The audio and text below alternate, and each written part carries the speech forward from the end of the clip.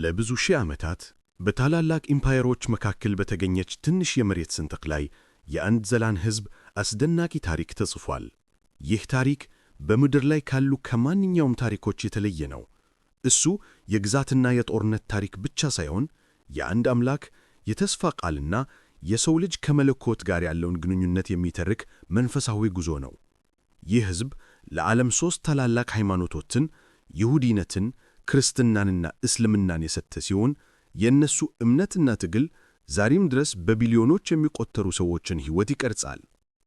የጥንቷ እስራኤል ስሟ ራሱ የእምነት የስደትና የመዳን ተምሳሌት ነው። ነገር ግን የዚህ ሕዝብ ጥንታዊ ሕይወትና እምነት እውነተኛ ምስጢሮች ለዘመናት በታሪክ ጭጋግ ውስጥ ተሰውሮ ቆይቶ ነበር። ይህም እስከ 1947 ዓመተ ምህረት ድረስ ቀጠለ።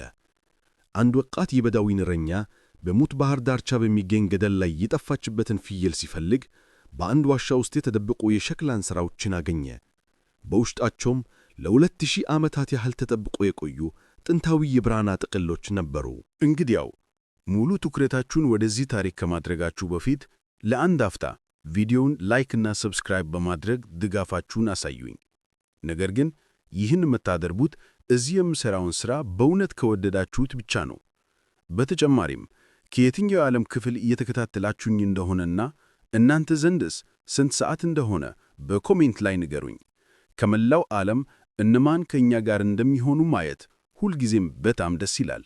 ይህ ግኝት የሙት ባህር ጥቅሎች በመባል የሚታወቀው የ20ኛው ክፍለ ዘመን ታላቁ የአርኪኦሎጂ ግኝት ሆነ። እነዚህ ጥቅሎች የመጽሐፍ ቅዱስን ጥንታዊ ቅጂዎችና ሌሎች በርካታ የሃይማኖት ጽሑፎችን የያዙ ሲሆን የጥንቱን የእስራኤል ሕዝብ ሕይወት፣ እምነትና ተስፋ በዐይነ ሕሊናችን እንድንመለከት ያስቻለን ቁልፍ ሆነው አገኙ። የጥንቷ እስራኤል ታሪክ የተከናወነው ከነዓን በመባል በምትታወቀው ምድር ላይ ነው። ይህች ምድር በጂኦግራፊያዊ አቀማመጧ ልዩ ናት። በምሥራቅ በሜዲቴሬንያን ባሕርና በምዕራብ በዮርዳኖስ ወንዝና በሶርያ በረሃ መካከል የምትገኝ የመሬት ስንጥቅ ናት። ከሰሜን ወደ ደቡብ ከግብፅ ወደ መስጴጦም በሚደረገው ጥንታዊ የንግድና የወታደራዊ መንገድ ላይ የምትገኝ በመሆኗ የሥልጣኔዎች ድልድይ ተብላ ትታወቃለች። ይህ ስልታዊ አቀማመጥ ከነዓንን ለዘመናት የታላላቅ ኢምፓየሮች የግብፅ፣ የአሦር፣ የባቢሎን፣ የፋርስ፣ የግሪክና የሮም የጦርነት አውድማና የፉክክር መድረክ አድርጓታል። የከነዓን ምድር ወተትና ማር የምታፈስ ተብላ ብትገለጽም በአብዛኛው ተራራማና ደረቅማ ነበረች። ነገር ግን እንደ ዮርዳኖስ ሸለቆና የገሊላ ሐይቅ አካባቢ ያሉ ለም ቦታዎች ለግብርናና ለእንስሳት እርባታ ተስማሚ ነበሩ። ይህ መልክዓ ምድር ሕዝቡ በትንንሽ እርስ በርስ በተራራቁ ማኅበረሰቦች እንዲደራጅና ከውጪ ወራሪዎች ለመከላከል እንዲችል አድርጎታል። የእስራኤላውያን ታሪክ ከመጀመሩ ከብዙ ሺህ ዓመታት በፊት ከነዓን በተለያዩ የሴማዊ ቋንቋ ተናጋሪ ሕዝቦች ይኖሩባት ነበር። እነዚህ ከነዓናውያን በመባል የሚታወቁት ሕዝቦች እንደ ኤል፣ በዓል እና አሼራ ያሉ የተለያዩ አማልክትን የሚያመልኩ የከተማ ግዛቶችን መስርተው ነበር። እንደ ኢያሪኮ እና መጊዶ ያሉ ከተሞቻቸው በግንብ የታጠሩና የበለጸጉ ነበሩ። የእስራኤላውያን ታሪክ ግን የሚጀመረው ከከነዓን ውጭ ነው። በመጽሐፍ ቅዱስ ትውፊት መሠረት የእስራኤል ሕዝብ መነሻው ከመስጴጦሚያ ከከላውዴዎን ኡር ከተማ ነው። በዚች ከተማ ውስጥ ይኖር የነበረው አብርሃም በኋላ አብርሃም ተብሎ የተጠራው በወቅቱ የነበረውን የጣዖት አምልኮ በመተው በአንድ አምላክ እንዲያምን በእግዚአብሔር ተጠራ። ከክርስቶስ ልደት በፊት በ2000 ዓመተ ምህረት አካባቢ እግዚአብሔር ለአብርሃም አንድ ታላቅ ተስፋ ሰጠው። የትውልድ ሀገሩን ትቶ ወደማያውቀው ምድር እንዲሄድ፣ በዚያም ታላቅ ሕዝብ እንደሚያደርገው እና ምድሪቱንም ለዘሮቹ ርስት አድርጎ እንደሚሰጠው ቃል ገባለት። ይህ የአብርሃም ቃል ኪዳን በመባል የሚታወቀው ክስተት የእስራኤል ሕዝብ መንፈሳዊ እና ሀገራዊ ማንነት መሠረት ነው። አብርሃምም በእምነት ሚስቱን ሳራን፣ የወንድሙን ልጅ ሎጥን እና ንብረቱን ይዞ ከኡር ተነስቶ በካራን በኩል ወደ ከነዓን ምድር ተጓዘ። እሱ የኖረው እንደ ዘላን እረኛ ነበር። ከቦታ ቦታ እየተዘዋወረ እንስሳቱን ያሰማራ ነበር። የእሱ ታሪክ የእምነት፣ የመታዘዝ እና የተስፋ ታሪክ ነው። ይህ የአንድ ቤተሰብ ጉዞ በቀጣዮቹ ሺህ ዓመታት የዓለምን መንፈሳዊ ገጽታ የሚቀይረውን የነቢያትን፣ የነገሥታትን እና በመጨረሻም የመሲሁን መምጣት የሚያበስረውን የታላቁን የእስራኤል ሕዝብ ታሪክ የጀመረው የመጀመሪያው እርምጃ ነበር። የእስራኤል ሕዝብ ታሪክ የተጀመረው በአንድ ቤተሰብ በአባቶች ዘመን the age of the patriarchs ውስጥ ነው።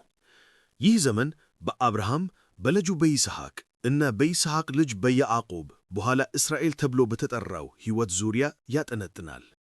እነዚህ ሦስት ሰዎች የእስራኤል ሕዝብ መሥራች አባቶች ተደርገው ይቆጠራሉ። የአብርሃም ታሪክ በእምነቱና ለእግዚአብሔር በነበረው መታዘዝ የተሞላ ነው።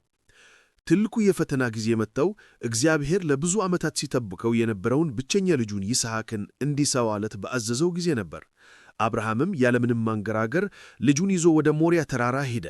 ልጁን ሊሰዋው ባለበት የመጨረሻ ሰዓት ላይ ግን የእግዚአብሔር መልአክ ከለከለውና በእሱ ምትክ አንድ አውራ በግ ሰጠው። ይህ ክስተት የአብርሃምን ፍጹም እምነት ያሳየ ሲሆን እግዚአብሔርም ቃል ኪዳኑን በማደስ ዘሩን እንደ ሰማይ ከዋክብትና እንደ ባሕር ዳርቻ አሸዋ እንደሚያበዛው ቃል ገባለት። የአብርሃም ልጅ ይስሐቅ የአባቱን ርስት በመውረስ ርብቃን አግብቶ መንታ ልጆችን ኤሳውንና ያዕቆብን ወለደ። ኤሳው የበኩር ልጅ የነበረ ቢሆንም በኩርናውን ለአንድ ወጥ ምስር ለወንድሙ ለያዕቆብ ሸጦለታል። ያዕቆብም በእናቱ እርዳታ አባቱን በማታለል የበኩርናውን በረከት ተቀበለ። በዚህም ምክንያት ከወንድሙ ሸሽቶ ወደ እናቱ ሃጀር ወደ ካራን ሄደ። በመንገድ ላይ እያለ ያዕቆብ አንድ አስደናቂ ሕልም አየ። ከምድር እስከ ሰማይ የምትደርስ መሰላል የእግዚአብሔርን መላእክት ሲወጡባትና ሲወርዱባት ተመለከተ። እግዚአብሔርም በሕልሙ ተገልጦለት የአብርሃምን ቃል ኪዳን ለእሱም እንደሚያጸናለት ቃል ገባለት። ያዕቆብ ከእንቅልፉ ሲነቃ ይህ ስፍራ የእግዚአብሔር ቤት ነው በማለት ቤቴል ብሎ ሰየመው። ያዕቆብ በካራን ለ20 ዓመታት ከቆየ በኋላ 2 ሚስቶችን ሊአንና ራሔልን እና 12 ወንድ ልጆችን አፍርቶ ወደ ከነዓን ተመለሰ። እነዚህ 12ቱ የያዕቆብ ልጆች ሮቤል፣ ስምዖን፣ ሌዊ፣ ይሁዳ፣ ዳን፣ ንፍታሌም፣ ጋድ፣ አሴር፣ ይሳኮር፣ ዛብሎን፣ ዮሴፍና ቢንያሚን የእስራኤል 12ቱ ነገዶች መሥራቾች ሆኑ። ወደ ከነዓን በሚመለስበት ጊዜም ያዕቆብ ከአንድ የእግዚአብሔር መላእክት ጋር ሌሊቱን ሙሉ ሲታገል አድሮ ስሙ ወደ እስራኤል ከእግዚአብሔር ጋር እየታገለ ተቀየረ። ከ12ቱ ልጆች መካከል ያዕቆብ ከሚወዳት ሚስቱ ከራሔል የወለደውን ዮሴፍን ከሁሉም በላይ ይወደው ነበር። ይህ ፍቅር እና የሰጠው ልዩ ቀሚስ በወንድሞቹ ዘንድ ከፍተኛ ቅናትን ፈጠረ። አንድ ቀን ወንድሞቹ ዮሴፍን ይዘው ገድለውት ሊጥሉት ሲሉ በይሁዳ ምክር ሐሳባቸውን ለውጠው ለሚያልፉ የእስማኤላውያን ነጋዴዎች በ20 ብር ሸጡት። ለአባታቸውም አውሬ በልቶታል በማለት የዮሴፍን ቀሚስ በደም አርሰው አሳዩት። ዮሴፍም በነጋዴዎቹ እጅ ወደ ግብፅ ተወስዶ የፈርዖን የዘበኞች አለቃ ለነበረው ለጴጥፋራ በባርነት ተሸጠ። በታማኝነቱና በችሎታው የተነሳ በጴጥፋራ ቤት ውስጥ የበላይ ሆነ። ነገር ግን የጴጥፋራ ሚስት በሐሰት ሊደፍረኝ ሞከረ ብላ በመክሰሷ ወደ እስር ቤት ተጣለ። በእስር ቤት ውስጥ እያለም ዮሴፍ ሕልሞችን የመፍታት መለኮታዊ ስጦታ ነበረው። የፈርዖንን የእንጀራ አበዛና የመጠጥ አሳላፊ ሕልሞችን በትክክል ከፈታላቸው በኋላ ከ2 ዓመታት በኋላ ፈርዖን ራሱ አንድ አስጨናቂ ሕልም አየ። ፈርዖንም 7 የሰቡ ላሞች በ7 የከሱ ላሞች ሲበሉ፣ 7 የሰቡ እሸቶችም በ7 የሰለሉ እሸቶች ሲበሉ አየ። የግብፅ ጠቢባን በሙሉ የሕልሙን ፍች ሊነግሩት አልቻሉም። በዚህ ጊዜ የመጠጥ አሳላፊው ዮሴፍን አስታውሰው። ዮሴፍም ከእስር ቤት ወጥቶ በፈርዖን ፊት ቀረበ። ሕልሙንም ሲፈታለት እንዲህ አለ። 7 ዓመታት የተትረፈረፈ ምርት በግብፅ ይመጣል። ከዚያም በኋላ 7 ዓመታት አስከፊ ረሃብ ይከተላል። ዮሴፍም ፈርዖንን ጥበበኛ ሰው እንዲመርጥና በተትረፈረፈው ዓመታት ውስጥ እህል እንዲያከማች መከረው። በዚህ ጥበቡ የተደነቀው ፈርዖን ካንተ በላይ ጥበበኛ የለም በማለት ዮሴፍን በግብፅ ሁሉ ላይ ገዢ አድርጎ ሾመው። ዮሴፍም በሥልጣኑ ተጠቅሞ በ7ቱ የተትረፈረፉ ዓመታት እህል በጎተራዎች ውስጥ አከማቸ። የረሃቡ ዘመን ሲመጣ በከነዓን ምድር የነበሩት የዮሴፍ ወንድሞች እህል ለመግዛት ወደ ግብፅ መጡ። በገዢው ፊት ሲቀርቡ ወንድማቸው ዮሴፍ መሆኑን አላወቁትም ነበር። ዮሴፍ ግን ወዲያውኑ አወቃቸው። ለተወሰነ ጊዜ ማንነቱን ደብቆ ከፈተናቸው በኋላ በመጨረሻ ራሱን ገለጠላቸው። እኔ የሸጣችሁኝ ወንድማችሁ ዮሴፍ ነኝ።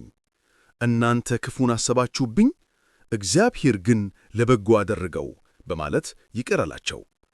ዮሴፍም አባቱን ያዕቆብንና መላው ቤተሰቡን 70 ሰዎች በሙሉ ወደ ግብፅ አስመጥቶ በጌሴም ለም መሬት ላይ እንዲሰፈሩ አደረጋቸው።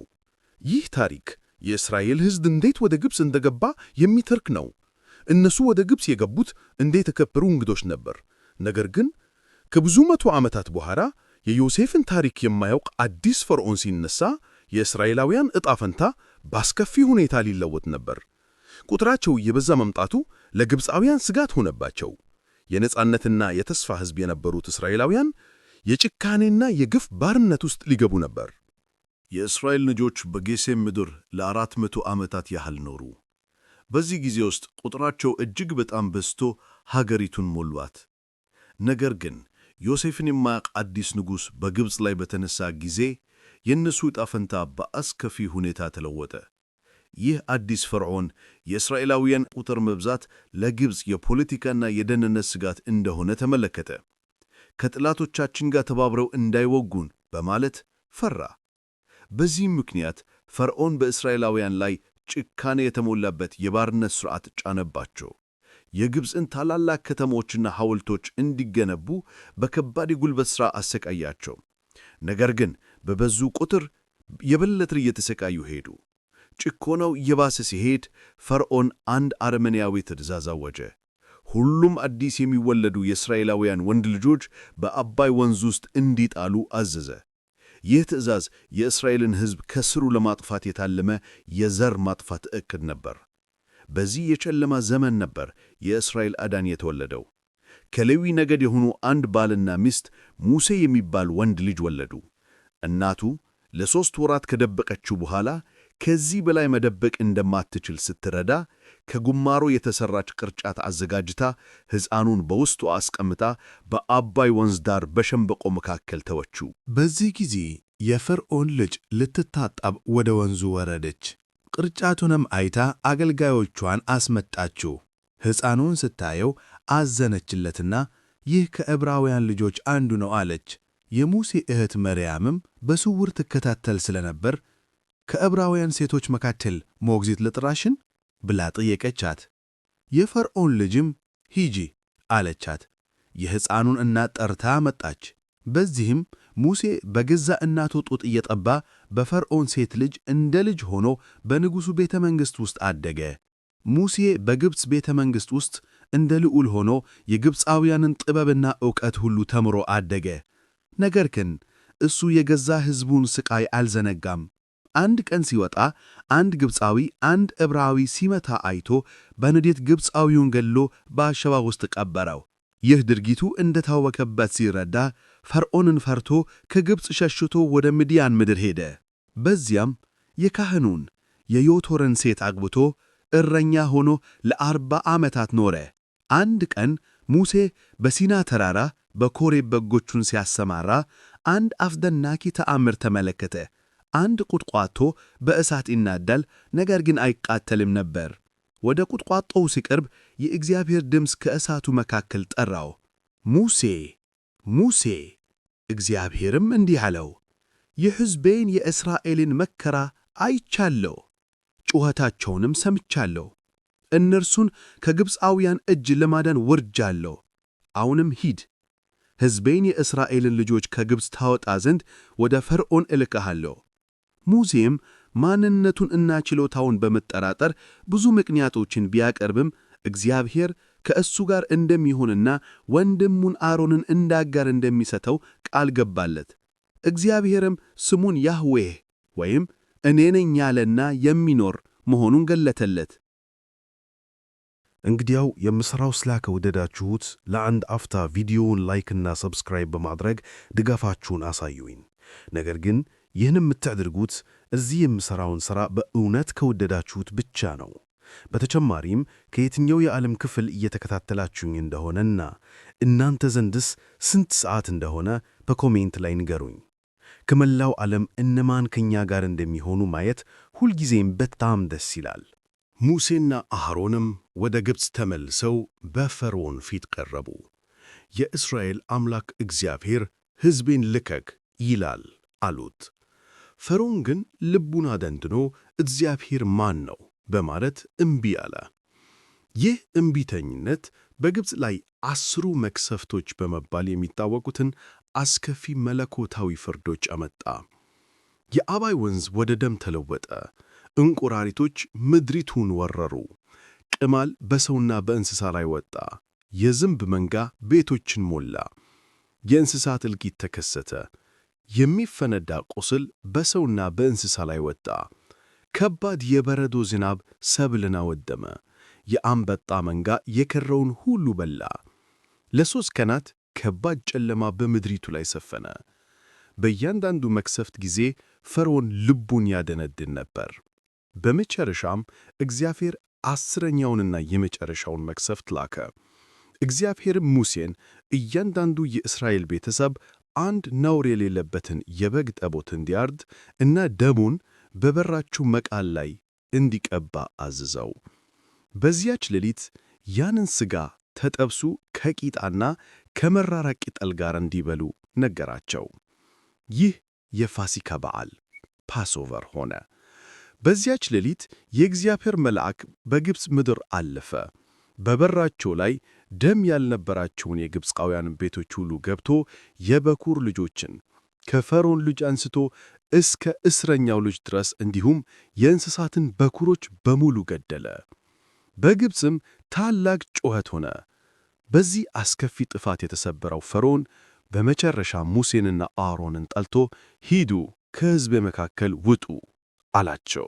በዚያች ሌሊት 600,000 የሚሆኑ የእስራኤል ወንዶች ከሴቶችና ከሕፃናት ጋር ከ430 ዓመታት የባርነት ኑሮ በኋላ ከግብፅ ወጡ። ይህ የዘጸአት ወይም ኤክሶደስ ክስተት የእስራኤል ሕዝብ የነጻነትና የማንነት ታሪክ ማዕከል ነው። ነገር ግን ነጻነታቸው ገና ሙሉ አልነበረም። ፈርዖን እንደገና ልቡን አደንድኖ ለምን ፈቀድንላቸው በማለት በሰረገሎቹና በፈረሰኞቹ ጦሩ እስራኤላውያንን አሳደዳቸው። እስራኤላውያንም በቀይ ባሕር ዳርቻ ላይ ተከበቡ። ከፊታቸው ባሕር፣ ከኋላቸው የፈርዖን ጦር ነበር። ሕዝቡም በፍርሃት በግብፅ መቃብር ጠፍቶ ነው ወይ ወደዚህ ያመጣኸን በማለት በሙሴ ላይ አጉረመረመ።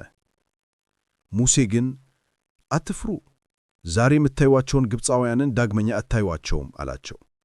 እግዚአብሔርም ሙሴን በትሩን በባሕሩ ላይ እንዲዘረጋ አዘዘው። ሙሴም እንዳደረገ ሌሊቱን ሙሉ ኃይለኛ የምሥራቅ ነፋስ ነፍሶ ባሕሩን ለሁለት ከፈለው።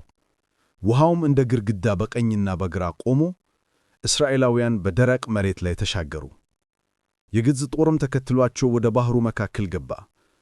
እስራኤላውያንም በሙሉ ከተሻገሩ በኋላ እግዚአብሔር ሙሴን እጁን እንደገና እንዲዘረጋ አዘዘው።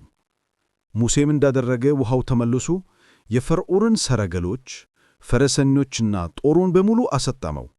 አንድም ግብፃዊ በሕይወት አልቀረም። ይህ የቀይ ባሕር መከፈል ተአምር የእግዚአብሔርን የማዳን ኃይል ያሳይና የእስራኤልን ሕዝብ ከባርነት ሙሉ በሙሉ ነፃ ያወጣ ክስተት ነበር። ከዚህ ታላቅ ድል በኋላ እስራኤላውያን በምድረ በዳ ጉዞአቸውን ወደ ተስፋይቱ ምድር ወደ ከነዓን ጀመሩ። ነገር ግን ይህ ጉዞ የእምነት፣ የፈተና፣ የእግዚአብሔር ሕግ የሚሰጥበት የ40 ዓመታት ጉዞ ሊሆን ነበር። ከቀይ ባሕር ተአምራዊ መሻገር በኋላ የእስራኤል ሕዝብ በሲና ምድረ በዳ የሚያደርገውን ረጅምና አድካሚ ጉዞ ጀመረ። ይህ ጉዞ ወደ ተስፋይቱ ምድር የሚደረግ አካላዊ ጉዞ ብቻ ሳይሆን ከባርነት አስተሳሰብ ወጥተው የእግዚአብሔር ሕዝብ እንዲሆኑ የሚደረግ መንፈሳዊ ጉዞም ነበር። የምድረ በዳው ሕይወት በፈተናዎች የተሞላ ነበር። ሕዝቡ በውሃ ጥም፣ በረሃብና በጠላት ጥቃት በተደጋጋሚ ተፈትነዋል። በዚህ ጊዜ ሁሉ እግዚአብሔር በተአምራት ይመራቸው ነበር። ከመራራ ውሃ ጣፋጭ ውሃን አወጣላቸው። ከሰማይ መና የተባለውን እንጀራ በየቀኑ ያዘንብላቸው ነበር። እናም ድርጭቶችን ልኮ ሥጋን አበላቸው። ከግብፅ ከወጡ ከ3 ወራት በኋላ እስራኤላውያን በሲና ተራራ ስር ሰፈሩ። በዚህ ተራራ ላይ ነበር እግዚአብሔር ከሕዝቡ ጋር ቃል ኪዳን የገባውና ሕይወታቸውን የሚመራበትን ሕግ የሰጣቸው። ሙሴ ብቻውን ወደ ተራራው ጫፍ ወጣ። ተራራውን በጥስ በእሳትና በነጎድጓድ ተሸፍኖ ነበር። በዚህ ተራራ ላይ እግዚአብሔር በገዛ ጣቱ በሁለት ድንጋይ ጽላቶች ላይ 10ቱ ትእዛዛትን ጽፎ ለሙሴ ሰጠው። እነዚህ ትእዛዛት የእስራኤል ሕዝብ የሞራልና የሃይማኖት ሕይወት መሠረት ነበሩ። ከኔ በቀር ሌሎች አማልክት አይሁኑልህ፣ የተቀረጸን ምስል ላንተ አታድርግ፣ የአምላክህን የእግዚአብሔርን ስም በከንቱ አትጥራ፣ የሰንበቱን ቀን ተቀድሶ ዘንድ አስም፣ አባትህንና እናትህን አክብር፣ አትግደል፣ አታመንዝር፣ አትስረቅ፣ በባልንጀራህ ላይ በሐሰት አትመሰክር፣ የባልንጀራህን ቤት አትመኝ። ከ10ቱ ትእዛዛት በተጨማሪ እግዚአብሔር ለሙሴ የማኅበራዊ የፍትሐ ብሔርና የሥነ ሥርዓት ሕጎችን ሰጥቶታል። እነዚህ ሕጎች የእስራኤልን ሕዝብ ከሌሎች ሕዝቦች የሚለዩና እንደ ቅዱስ ሕዝብ የሚያኖሯቸው ነበሩ። ከሁሉም በላይ ደግሞ እግዚአብሔር ሙሴን የቃል ኪዳኑን ታቦት እንዲሠራ አዘዘው። ይህ ታቦት ከግራር እንጨት ተሰርቶ በወርቅ የተለበጠ ሳጥን ሲሆን በውስጡም 10ቱ ትእዛዛት የተቀረጹባቸው የድንጋይ ጽላቶች ይቀመጡባታል። ታቦቱ የእግዚአብሔር በሕዝቡ መካከል የመገኘቱና የቃል ኪዳኑ ተጨባጭ ምልክት ነበር። በተጨማሪም እግዚአብሔር በሕዝቡ መካከል የሚያድርበት የመገናኛው ድንኳን ታበርናክል እንዲሠራም ዝርዝር መመሪያ ሰጠው። ነገር ግን ሙሴ በተራራው ላይ ለ40 ቀናት በቆየ ጊዜ ሕዝቡ ከታች ተስፋ ቆርጦ አመፃ። ወደ አሮንም ቀርበው የሚመራን አምላክ ሥራልን አሉት። አሮንም የሕዝቡን የወርቅ ጌጣጌጥ ሰብስቦ የቀለጠ የወርቅ ጥጃ ምስል ሠራላቸው። ሕዝቡም እስራኤል ሆይ ከግብፅ ምድር ያወጣህ አምላክህ ይህ ነው በማለት በፊቱ ሰገደ።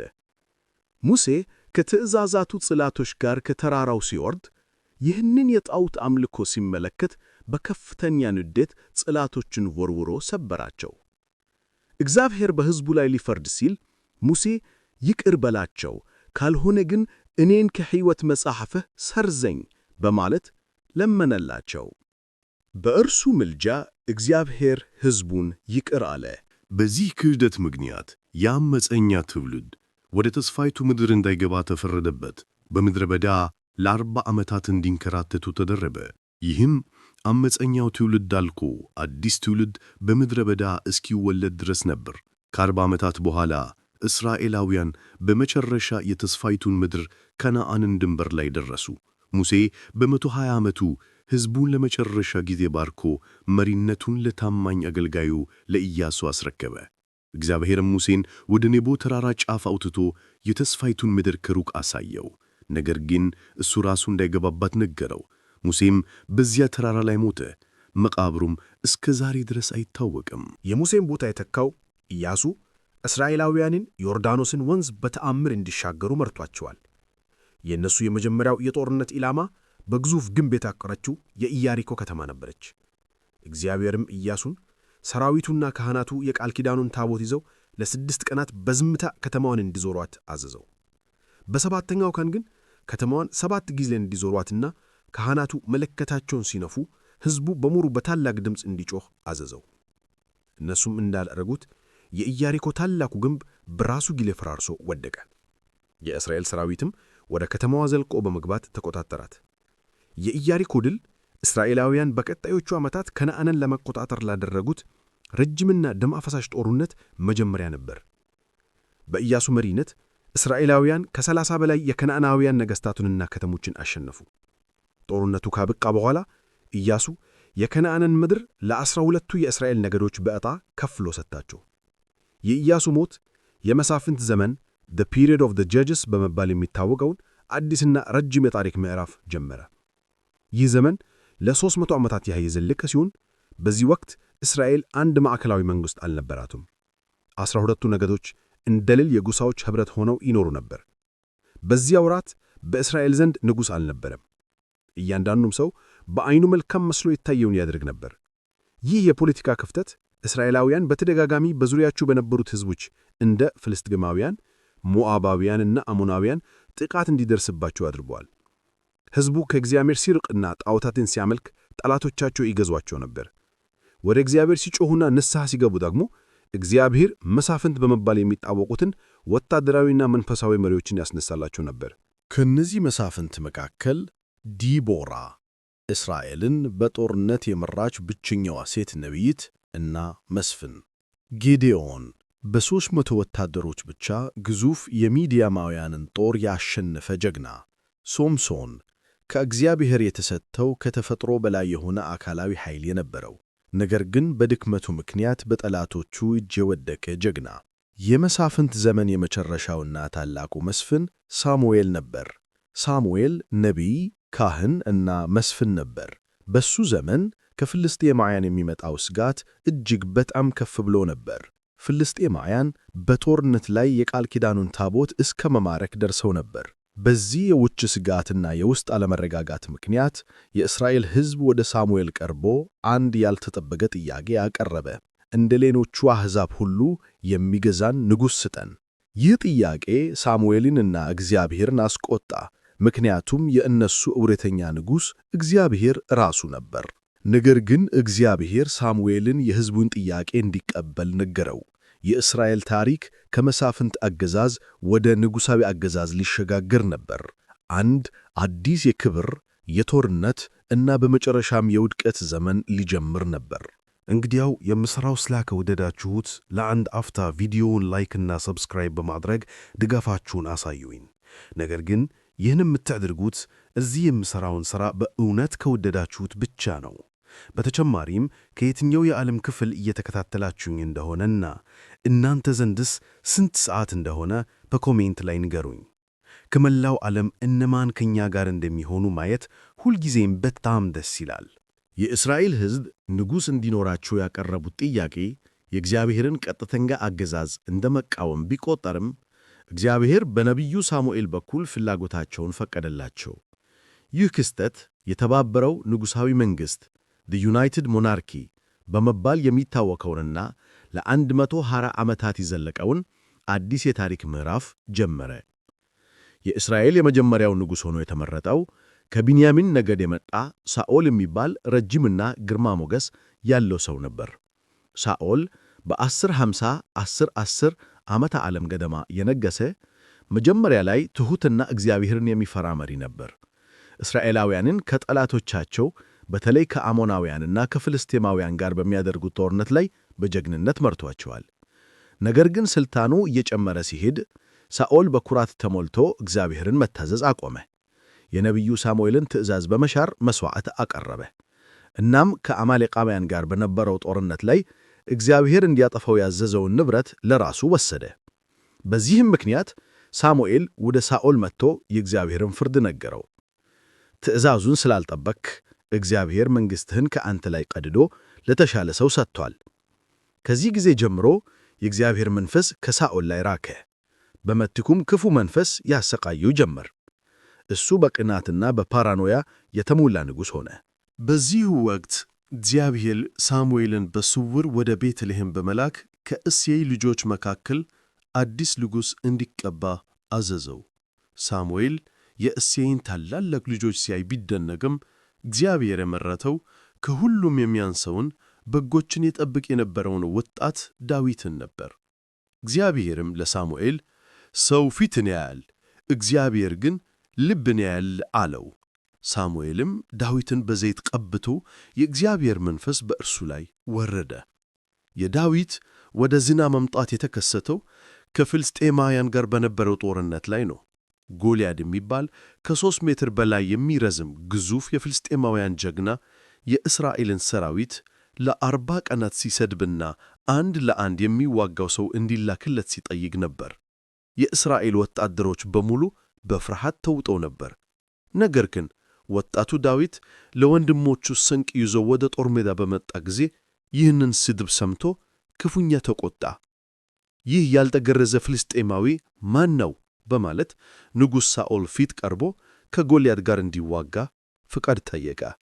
ሳኦልም የራሱን የጦር ልብስ ሊሰጠው ቢሞክርም ዳዊት ግን አልተቀበለም። ይልቁንም የእረኝነት በትሩን ወንጭፉንና 5 ድቡልቡል ድንጋዮችን ብቻ ይዞ ወደ ጦር ሜዳ ወጣ። ጎልያድ ወጣቱን ዳዊትን ሲያይ ናቀው። ዳዊት ግን አንተ በሰይፍና በጦር ትመጣብኛለህ፣ እኔ ግን በሰራዊት ጌታ በእግዚአብሔር ስም እመጣብሃለሁ አለው። ዳዊትም ድንጋዩን በወንጭፉ አስቀምጦ በማነጣጠር የጎልያድን ግንባር መታው። ግዙፉን ፍልስጤማዊ በግንባሩ መሬት ላይ ወደቀ። ዳዊትም ሮጦ የጎልያድን ሰይፍ በመንጠቅ አንገቱን ቆረጠው። ይህ አስደናቂ ድል ዳዊትን የእስራኤል ብሔራዊ ጀግና አደረገው። ሕዝቡም ሳውል 1000 ገደለ፣ ዳዊት ግን 1000 ገደለ እያለ ይዘምርለት ጀመረ። ይህ ዜና በንጉሥ ሳውል ልብ ውስጥ ከፍተኛ ቅናትንና ጥላቻን ፈጠረ። ከዚህ ጊዜ ጀምሮ ሳውል ዳዊትን ለመግደል ደጋግሞ ሞከረ። ዳዊትም ከንጉሡ ፊት ሸሽቶ ለብዙ ዓመታት በምድረ በዳ እንደ ስደተኛ ኖረ። በዚህ የስደት ዘመን ዳዊት ታማኝ ተከታዮችን አፍርቷል፣ ከጠላቶቹ ጋር ተዋግቷል። እናም ሳውልን ለመግደል ዕድል ቢያገኝም በእግዚአብሔር የተቀባውን አልነካም በማለት ሁለቴም አራው። የሳውል አሳዛኝ የግዛት ዘመን ፍጻሜውን ያገኘው ከፍልስጤማውያን ጋር በነበረው በጊልቦዓ ተራራ ጦርነት ላይ ነበር። በዚህ ጦርነት ላይ የእስራኤል ጦር ከባድ ሽንፈት አስተናገደ። የሳውልም 3 ልጆች ዮናታንን ጨምሮ ተገደሉ። ሳውልም ክፉኛ ከቆሰለ በኋላ በጠላቶቹ እጅ ከመውደቅ ሞትን መርጦ በገዛ ሰይፉ ላይ ወድቆ ሞተ። የሳኦል ሞት ለዳዊት የንግሥናውን መንገድ ጠረገለት። መጀመሪያ ላይ በይሁዳ ነገድ ላይ በኬብሮን ለ7 ዓመታት ነገሠ። ከዚያም የተቀሩት የእስራኤል ነገዶች በሙሉ ወደ እርሱ መጥተው እኛ የአንተ አጥንትና ሥጋ ነን በማለት የመላው እስራኤል ንጉሥ አድርገው ሾሙት። ዳዊት በ1097 ዓመተ ምህረት ገደማ የነገሠ የእስራኤል ታላቁ ንጉሥ ተደርጎ ይቆጠራል። የእሱ የመጀመሪያና ወሳኝ ተግባሩ በወቅቱ በኢያቡሳውያን እጅ የነበረችንና በመገዶቹ መካከል ገለልተኛ የነበረችን ኢየሩሳሌምን መቆጣጠር ነበር። ኢየሩሳሌምን ከያዘ በኋላ የዳዊት ከተማ ብሎ ሰይሟት የግዛቱ የፖለቲካና የሃይማኖት ማዕከል አደረጋት። የሱ ትልቁ ሃይማኖታዊ ሥራ የቃል ኪዳኑን ታቦት በታላቅ ክብርና ዝማሬ ወደ ኢየሩሳሌም ማምጣቱ ነበር። ይህም ኢየሩሳሌምን የእግዚአብሔር ማደሪያና የእስራኤል ብሔራዊ የአምልኮ ማዕከል አድርጓታል። ዳዊት በዘመኑ ከነበሩት ታላላቅ የጦር መሪዎች አንዱ ነበር። ፊልስጤማውያንን፣ ሞዓባውያንን፣ አሞናውያንንና ሶርያውያንን ጨምሮ የእስራኤልን ጠላቶች በሙሉ በጦርነት አሸንፏል። የእስራኤልን ግዛት ከግብፅ ወንዝ እስከ ኤፍራጥስ ወንዝ ድረስ በማስፋፋት በታሪክ ውስጥ እጅግ በጣም ሰፊና ኃያል እንዲሆን አድርጎታል። ነገር ግን ዳዊትን ሕይወት ከድሎች ጎን ለጎን በውድቀቶችና በግል ትራጎዲ የተሞላ ነበር። ከጦር መሪው ከኦርዮ ሚስት ከቤርሳቤት ጋር አመነዘረ። ከዚያም ኃጢአቱን ለመሸፈን ኦርዮን በጦር ሜዳ ላይ እንዲገደል አደረገ። ነቢዩ ናታንም ይህንን ኃጢአቱን ሲገልጥበት ዳዊት በልብ ተሰብሮ ንስሐ ገባ። ነገር ግን ለዚህ ኃጢአቱ ዋጋ ከፈለ። ሰይፍ ከቤትህ ለዘላለም አይርቅም ተብሎ ተነግሮታል። የግል ሕይወቱም በቤተሰብ ግጭት ተናወጠ። ልጁ አቤሴሎም በአባቱ ላይ አመፀ፣ ኢየሩሳሌምን ተቆጣጠረ። እናም ዳዊት ለጊዜው ከከተማው ለመሸሽ ተገደደ። በመጨረሻም አቤሴሎም በጦርነት ተሸንፎ ተገደለ። ይህም ለዳዊት ከድሉ ይልቅ ጥልቅ ሐዘንን አመጣበት። ዳዊት በእርጅና ዘመኑ መንግሥቱን ለልጁ ለሰሎሞን አስረከበ። ዳዊት ለእግዚአብሔር ቤተ መቅደስ ለመሥራት ትልቅ ፍላጎት የነበረው ቢሆንም እጆቹ በደም የተሞሉ ስለነበሩ እግዚአብሔር ይህን ክብር ለሰላማዊው ልጁ ለሰሎሞን እንደሰጠው ተነግሮት ነበር። ዳዊት ከሞተ በኋላ ሰሎሞን በ970 እስከ 931 ዓመተ ዓመት ገደማ የነገሠ ዙፋኑን ተቆጣጠረ። የሰሎሞን ግዛት ዘመን የእስራኤል ወርቃማ ዘመን በመባል ይታወቃል። ከአባቱ በተለየ መልኩ የሰሎሞን ዘመን በሰላም በብልጽግናና በዲፕሎማሲ የተሞላ ነበር። ወደ ሥልጣን እንደመጣ ሰሎሞን ከእግዚአብሔር ዘንድ ጥበብን ለምኖ ተቀበለ። የእሱ ጥበብ በመላው ዓለም የተሰማ ሲሆን ታላላቅ መሪዎች ሳይቀሩ ጥበቡን ለመስማት ወደ ኢየሩሳሌም ይመጡ ነበር። የሰሎሞን ትልቁና በታሪክ የማይረሳው ሥራው በኢየሩሳሌም በሞሪያ ተራራ ላይ ታላቁን የእግዚአብሔር ቤተ መቅደስ መገንባቱ ነበር። ይህ ቤተ መቅደስ ለመገንባት 7 ዓመታት የፈጀ ሲሆን ከሊባኖስ ዝግባ፣ ከምርጥ ድንጋዮችና በብዛት ከወርቅ የተሠራ ነበር። ቤተ መቅደሱ ሲጠናቀቅና የቃል ኪዳኑ ታቦት በቅድስተ ቅዱሳን ውስጥ ሲከመት የእግዚአብሔር ክብር በደመና መልክ ቤቱን እንደሞላው ይነገራል። ይህ ቤተ መቅደስ የሰሎሞን ቤተ መቅደስ በመባል ይታወቅ ሲሆን ለእስራኤል ሕዝብ የሃይማኖትና የብሔራዊ ማንነት ማዕከል ሆነ። ሰለሞን ግዛቱን በንግድና በዲፕሎማሲ አስፋፍቷል። ከግብፅ ፈርዖን ልጅ ጋር በመጋባትና ከጢሮሱ ንጉሥ ከሂራም ጋር በመተባበር ሰፊ የንግድ መረብ ዘርግቷል። የእሱ መርከቦች እስከ ኦፊር ምናልባትም በአረቢያና በአፍሪካ ቀንድ ድረስ በመጓዝ ወርቅ፣ ብር፣ የዝሆን ጥርስና ሌሎችን ቅንጦት ዕቃዎችን ያመጡ ነበር። በዘመኑ ብር በኢየሩሳሌም እንደ ድንጋይ ይቆጠር ነበር። የእስራኤል የተባበረው ንጉሣዊ መንግሥት በንጉሥ ሰለሞን ዘመን የኃይሉና የክብሩ ጫፍ ላይ ደርሶ ነበር። ነገር ግን ይህ ወርቃማ ዘመን የመጨረሻውን የውድቀት ዘሮችንም በውስጡ ይዞ ነበር። የንጉሥ ሰለሞን የግዛት ዘመን የእስራኤልን መንግሥት ወደ ከዚህ ቀደም ታይቶ ወደማይታወቅ የክብርና የብልጽግና ከፍታ ቢያደርሰውም የእሱ ድርጊቶች ለወደፊቱ ውድቀት መሠረት ጥለዋል። ሰለሞን የፖለቲካ ትስስር ለመፍጠር ሲል ከበርካታ የውጭ አገራት ልዕልቶችን አግብቶ ነበር። በመጨረሻም 700 ሚስቶችና 300 ቁባቶች ነበሩት። እነዚህ የውጭ ሚስቶች የራሳቸውን አማልክት ይዘው የመቱ ሲሆን በእርጅና ዘመኑም ልቡም ከእግዚአብሔር አርቀው ጣዖታትን እንዲያመልክ አደረጉት። እሱ ለአስታሮት፣ ለሞሎክና ለሌሎች የከነዓናውያን አማልክት በኢየሩሳሌም ዙሪያ መስገጃዎችን ሠራ። ይህ ድርጊት የአብርሃምን ቃል ኪዳንና በሲናይ ተራራ ላይ የተሰጠውን የመጀመሪያውን ትእዛዝ በቀጥታ የሚጥስ ነበር። በዚህም ምክንያት እግዚአብሔር በነቢይ በኩል ለሰለሞን የፍርድ ቃሉን ላከበት። ይህን ስላደረክና ቃል ኪዳኔን ስላልጠበቅከው መንግሥትን ከአንተ ላይ ቀድጄ ለአገልጋይህ እሰጣለሁ። ነገር ግን ስለ አባትህ ስለ ዳዊት ስል ይህንን በአንተ ዘመን አላደርገውም፣ ከልጅህ እጅ ግን እቀደዋለሁ። ከዚህ በተጨማሪም የሰሎሞን ታላላቅ የግንባታ ፕሮጀክቶች፣ ቤተ መቅደሱ፣ ቤተ መንግሥቱና ሌሎች ከተሞች በሕዝቡ ላይ ከባድ የግብርና የግዳጅ ሥራ ጫናን ፈጥረው ነበር። በተለይም በሰሜን የነበሩት ነገዶች የይሁዳ ነገድ፣ የዳዊትና የሰሎሞን ነገድ ከእነሱ በተሻለ ሁኔታ ላይ እንደነበረ ስለሚሰማቸው ቅሬታ አድሮባቸው ነበር።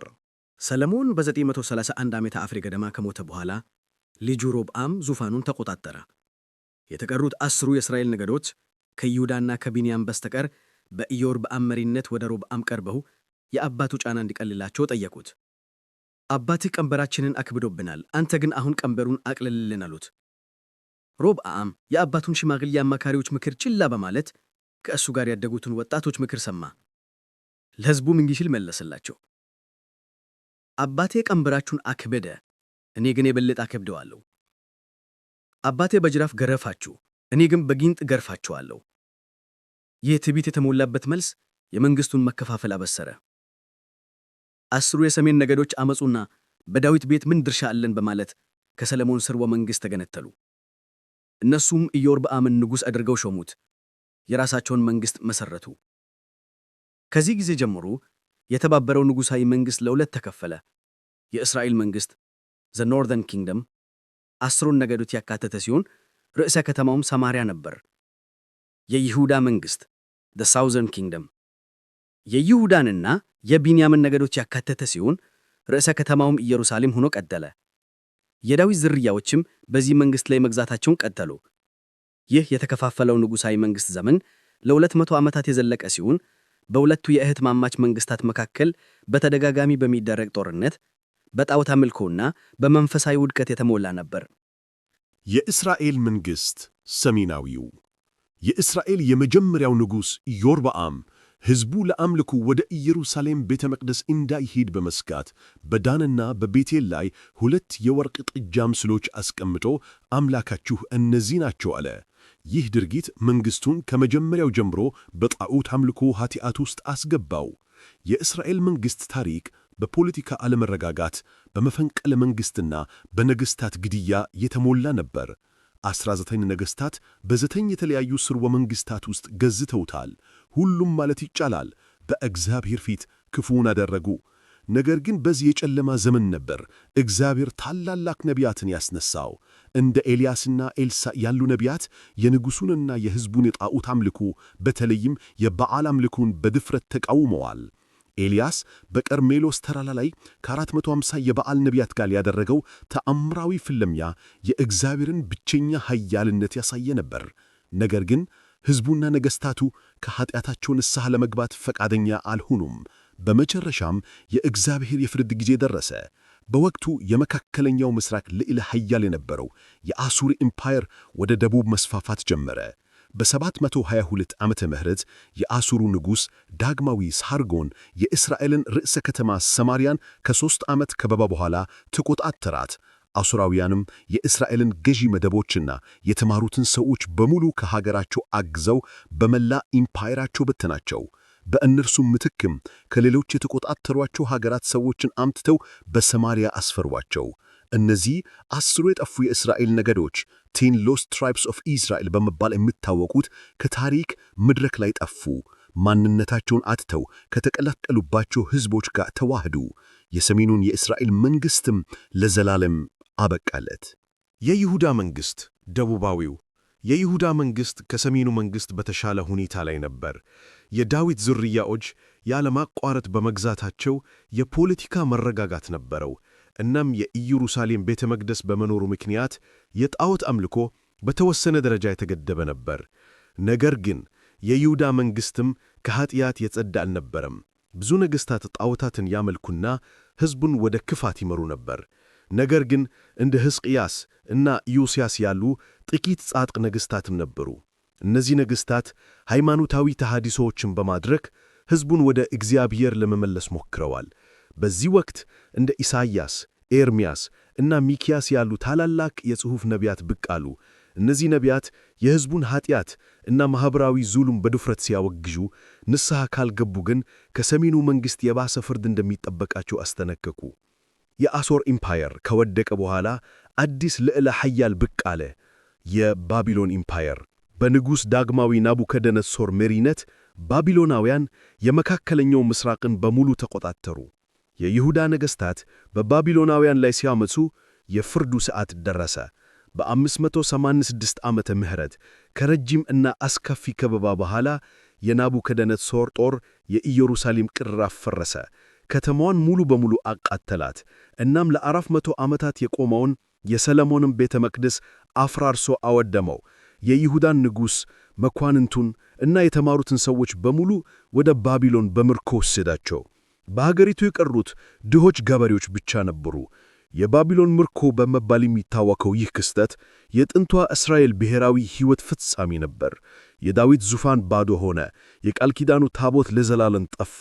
እናም የተስፋይቱ ምድር ባድማ ሆነች።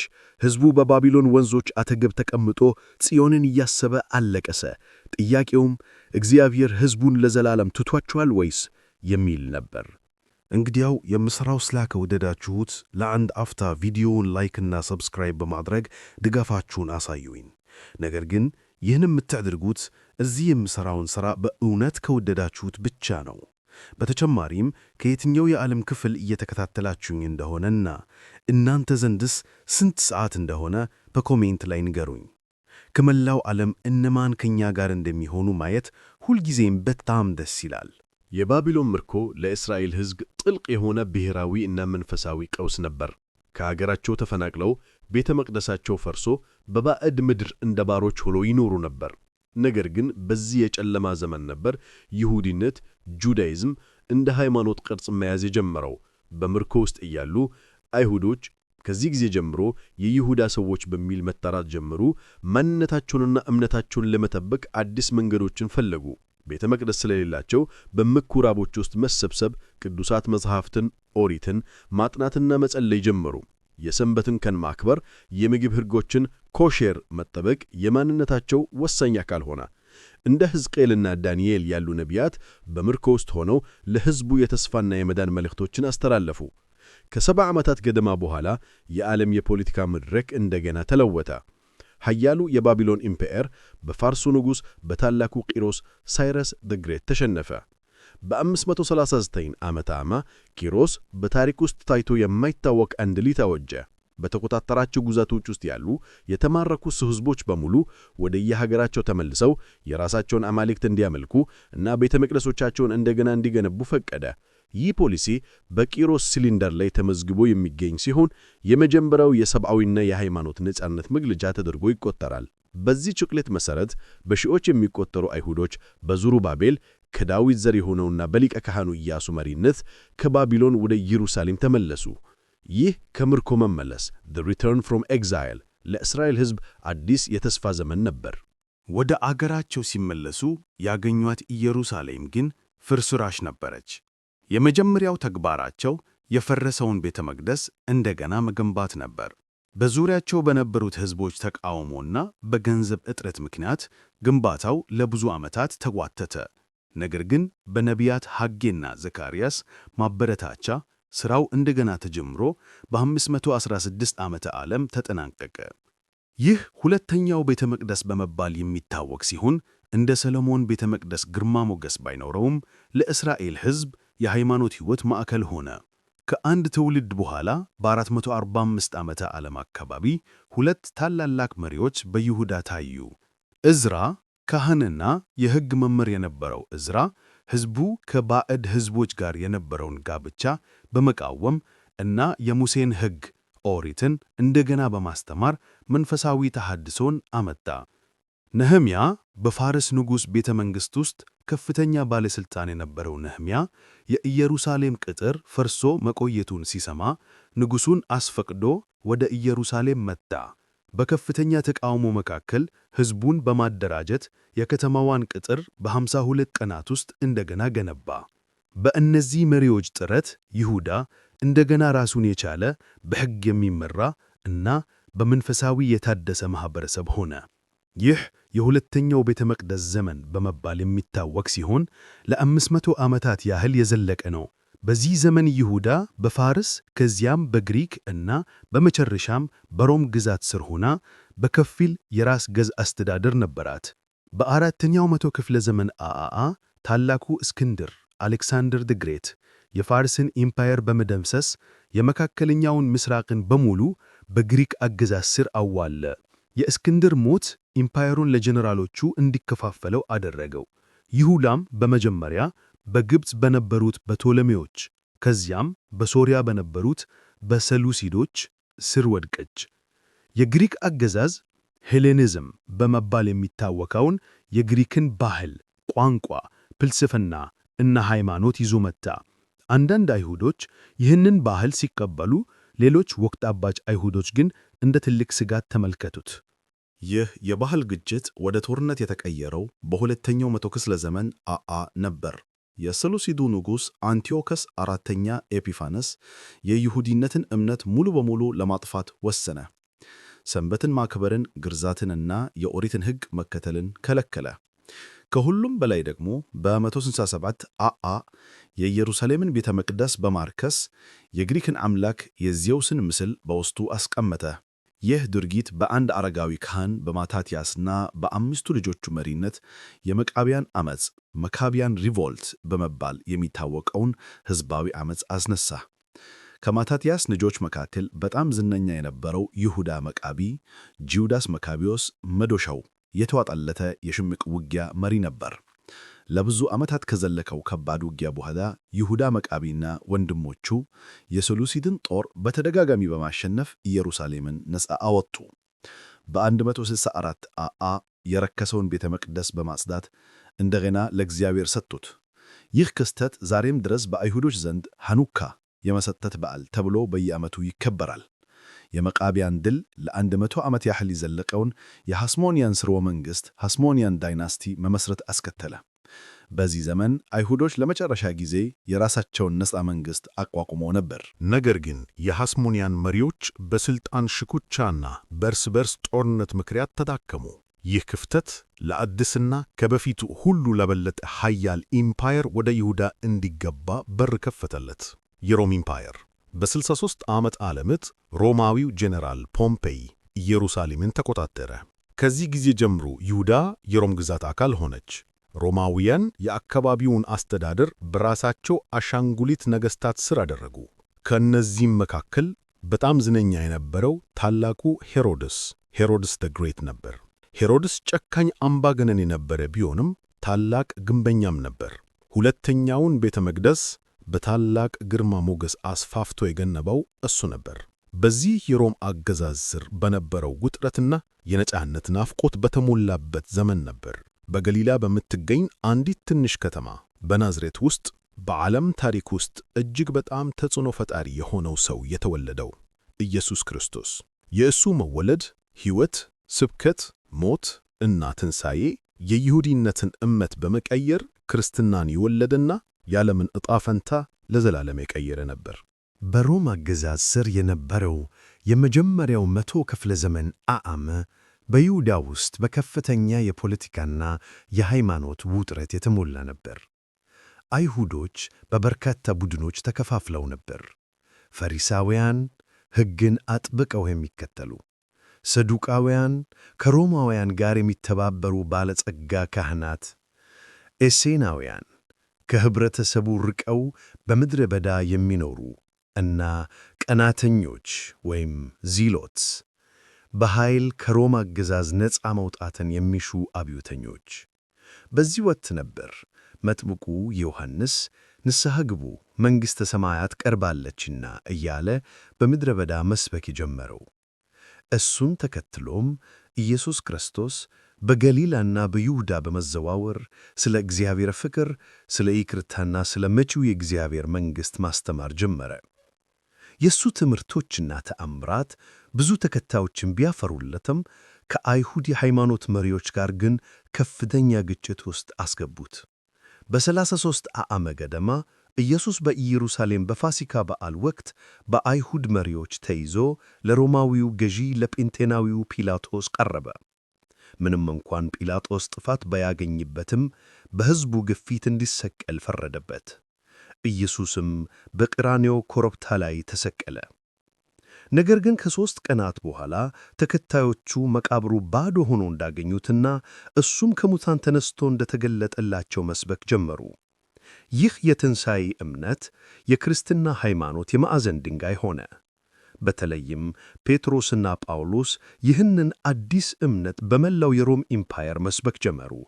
ይህም ክርስትናን ከትንሽ የአይሁድ ቡድንነት ወደ ዓለም አቀፍ ሃይማኖትነት ለወጠው። የስደት ዘመን፣ ዳያስፖራ እና ቅርስ። የሁለተኛው ዓመት መደምሰስ የስደት ዘመን ዳያስፖራ በመባል የሚታወቀውን ረጅም የታሪክ ምዕራፍ ጀመረ። አይሁዶች ከሀገራቸው ተበትነው በመላው ዓለም፣ በመካከለኛው ምስራቅ፣ በአውሮፓ፣ በአፍሪካ እና በመጨረሻም በአሜሪካ ለመኖር ተገደዱ። ለሚቀጥሉት 1800 ዓመታት አይሁዶች ያለ ሀገር፣ ብዙ ጊዜ እንደ ሁለተኛ ዜጋ ሆነው በተደጋጋሚ ስደት፣ ጭቆናና ጭፍጨፋ እየደረሰባቸው ኖሩ። ነገር ግን በዚህ ሁሉ መከራ ውስጥ ማንነታቸውን፣ ሃይማኖታቸውንና ባህላቸውን በሚያስደንቅ ጽናት ጠብቀው ኖረዋል። ቤተ መቅደሱ ከጠፋ በኋላ ይሁዲነት እንደገና ራሱን ለወጠ። የመሥዋዕት ሥርዓት በጸሎት፣ በቅዱሳት መጻሕፍት ጥናት እና በሕግ መታዘዝ ተተካ። በሁለተኛው ክፍለ ዘመን ዓመም አካባቢ ረቢዎች በመባል የሚታወቁት ምሁራን የአይሁድን የቃል ሕጎችና ትውፊቶችን በማሰባሰብ ታልሙድ የተባለውን ግዙፍ የሕግና የሥነ ምግባር መጽሐፍ አጠናቀሩ። ታልሙድና ኦሪት ለሚቀጥሉት 1000 ዓመታት የአይሁድ ሕይወት መመሪያ ሆነው አገልግለዋል። በዚህ ረጅም የስደት ዘመን ሁሉ አንድ ተስፋ በአይሁድ ሕዝብ ልብ ውስጥ ሕያው ሆኖ ቆይቷል። አንድ ቀን ወደ ጽዮን ኢየሩሳሌም የመመለስና የራሳቸውን ነጻ ሀገር እንደገና የመመስረት ተስፋ። ይህ ተስፋ በየዓመቱ በፋሲካ በዓል ላይ በሚቀጥለው ዓመት በኢየሩሳሌም በሚለው ጸሎት ይገለጽ ነበር። ዘመናዊ ግንኙነትና የውርስ ቀጣይነት። ይህ የ1800 ዓመታት ሕልም ባልተጠበቀ ሁኔታ በ19ና በ20ኛው ክፍለ ዘመን እውን መሆን ጀመረ። የጽዮናዊነት ንቅናቄ ዛዮኒዝም በ19ኛው ክፍለ ዘመን መጨረሻ ላይ በአውሮፓ ውስጥ በተሰፋፋው የጸረ ሴማዊነት አንቲሴሚቲዝም ማዕበል ምክንያት ቴዎዶር ሄርዝል የተባለ ኦስትሪያዊ ጋዜጠኛ ጽዮናዊነት የተባለውን የፖለቲካ ንቅናቄ ጀመረ። ዓላማውም ለአይሁድ ሕዝብ በታሪካዊ ሀገራቸው በፍልስጤም ውስጥ በሕግ የተረጋገጠ መኖሪያ መፍጠር ነበር። የእስራኤል መንግሥት መመስረት። ከሁለተኛው የዓለም ጦርነትና ከሆሎኮስት 6 ሚሊዮን አይሁዶች በናዚ ጀርመን የተገደሉበት የዘር ማጥፋት አስከፊ ጥፋት በኋላ የዓለም ማኅበረሰብ ለአይሁድ ሀገር መመስረት ድጋፍ ሰጠ። በግንቦት 14 1948 ዓ.ም የእስራኤል መንግሥት ነፃነቱን አወጀ። ከ2000 ዓመታት በኋላ አይሁዶች እንደገና በታሪካዊ ምድራቸው ላይ ሉዓላዊ ሀገር መሠረቱ። ነገር ግን ይህ ክስተት እስከ ዛሬ ድረስ ያልተፈታውንና ቀጣናውን በጦርነት ውስጥ የከተተውን የእስራኤል ፍልስጤም ግጭት አስነስቷል። የጥንቷ እስራኤል ውርስ፣ የጥንቷ እስራኤል ታሪክ የአንድን ትንሽ ሕዝብ ታሪክ ቢሆንም በዓለም ላይ ያሳደረው ተጽዕኖ ግን እጅግ በጣም ግዙፍ ነው። የአንድ አምላክ እምነት ሞኖቲዝም ለዓለም የአንድ ሁሉን ቻይ ጻድቅና መሐሪ አምላክን ጽንሰ ሐሳብ አስተዋውቋል። ቅዱሳት መጽሐፍት፣ የዕብራይስጡ መጽሐፍ ቅዱስ በክርስቲያኖች ዘንድ ብሉይ ኪዳን በመባል የሚታወቀው የምዕራቡ ዓለም ስነ ጽሑፍ፣ ሕግ፣ ስነ ምግባርና ጥበብ መሠረት ሆኗል።